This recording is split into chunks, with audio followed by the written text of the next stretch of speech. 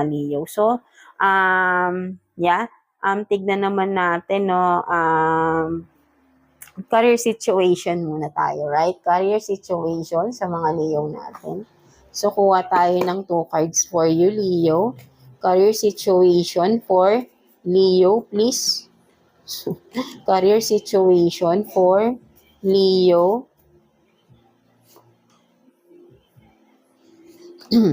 So, let's see.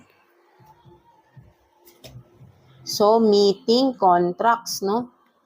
Maybe for some of you, Leo, no, meron kayong mga magsasign ng mga contracts, no? Maybe may mga investments for some of you, new investments, collaboration with the business, no? Or for some of you naman, mga matatanggap na sa work, may mga contract signing na dito, no? And for some of you, may mga job interviews, no? And